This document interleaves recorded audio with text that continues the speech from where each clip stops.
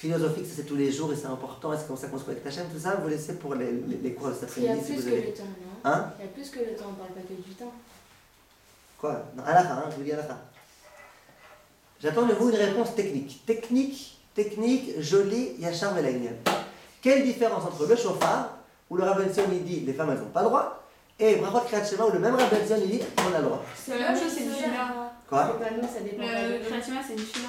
Alors que le chauffeur, c'est plus un. Et en plus, c'est pas nous qui sommes. Ouais, mais d'accord, mais alors quoi? Mais c'est quand même une bracha, et si les femmes sont dispensées.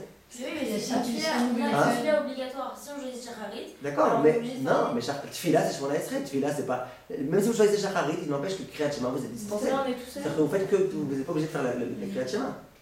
Mais si vous faites Shacharit, faites un Shemona Esrei, vous n'êtes pas obligé de faire. Il y a un truc technique. Je vous l'ai dit à vous. C'est quoi la réponse? La réponse c'est comme ça. La réponse c'est qu'il y a une grande différence entre les brachot qu'on récite sur quoi? Sur le Kriyat Shema et les brachot qu'on récite sur le shofar et Arbat Aminim, le tzitzit, etc. C'est quoi? Dans la bracha qu'on récite sur le shofar, si on dit à une fille de faire la bracha, qu'est-ce qu'elle va faire? Baruch ata Hashem, voilà, jusqu'à présent ça marche. Asher kideshanu mitzvotav, tu nous as sanctifié par tes voeux, ça marche bien. Après qu'est-ce qu'on dit? Vetzivanu lishmoa gol shofar, tu nous as donné l'ordre d'écouter le shofar. Pourquoi les poskim disent qu'on ne veut pas qu'une femme elle fasse une bracha sur le shofar? Parce que tu peux pas dire Vetzivanu, tu es une femme qui est dispensée, tu es une menteuse quand tu dis ça. Vetzivanu quoi? Quand tu nous as donné l'écouter le shofar, c'est pourquoi tu nous as pas ordonné? Les Ashkenaziotes, elles répondront non, Vetzivanu c'est pas nous les femmes, Vetzivanu c'est nous le peuple juif. En tous les cas, les Sfaradim, pourquoi Shulchan Aruch il refuse sur le shofar qu'on fasse la bracha de Vetzivanu? Parce qu'il dit il n'y a pas de Vetzivanu. Vous comprenez? Par contre, dans les brachot de Kriyat Shema, à aucun moment on dit Vetzivanu. Baruch ata Hashem Elokeinu melech haolam yetzero v'echosher seshor v'etakol. Baruch ata Hashem Ama'ariv Aravim. Baruch ata Hashem Ohev et Amo Yisrael. À aucun moment on a dit Vetzivanu. Donc le Rabbi Tzion il dit tout ce que le Shulchan Aruch il dit que les Sfaradiotes doivent faire la bracha sur une mitzvah dont elles sont dispensées. C'est une mitzvah où elles mentent quand elles font cette bracha, où elles disent Vetzivanu. C'est vrai pour le shofar, pour la souka, pour le tzitzit, pour tout ce que vous voulez. Par contre, une mitzvah dans laquelle il n'y a pas de mensonge, puisqu'il n'y a pas de Vetzivanu, là il n'y a pas de problème. Donc le Rabbi Tzion aussi il est cohérent. Il dit shofar non, parce qu'on dit Vetzivanu c'est un mensonge.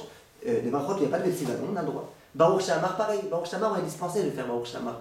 Mais il n'empêche que quoi? Comme il n'y a pas de Vetzivanu, tu dis Baruch Shamar Vaya Olam, Baruch ata Hashem Melech, je sais pas comment, Olam et Brachot, t'as pas dit Vetzivanu. Donc tu as le droit de faire cette bracha. Qu'est-ce qu'il va répondre à ça, Rav Ovadia? Rav Ovadia il va répondre, tout ce qu'il dit le Rabbi Tzion, ce qu'elle a dit Léa Myriam, c'est quoi? Myriam Léa, c'est quoi? Tout ce qu'elle a dit, c'est comme ça le Tzlach il dit. Il y avait un grand Rav Ashkenazi qui s'appelait Rav Lamé, comme ça il est dit. Il dit il y a une différence entre quand il y a Vetzivanu et quand il n'y a pas Vetzivanu. Le Rav Ovadia lui ramène quelques poskim qui ne sont pas d'accord, qui n'ont pas acheté ce chilouk là. Il y avait des poskim qui disent non, quand le Maran Shulchan Aruch dit qu'on ne fait pas la bracha sur une mitzvah qui dépend du temps, peu importe qu'il y ait Vetzivanu ou qu'il n'y ait pas Vetzivanu. Donc c'est à ça que ça se tient. Le Rav Ovadia dit quand Shulchan Aruch dit qu'on ne fait pas sur une mitzvah qui dépend du temps, peu importe Vetzivanu ou pas Vetzivanu.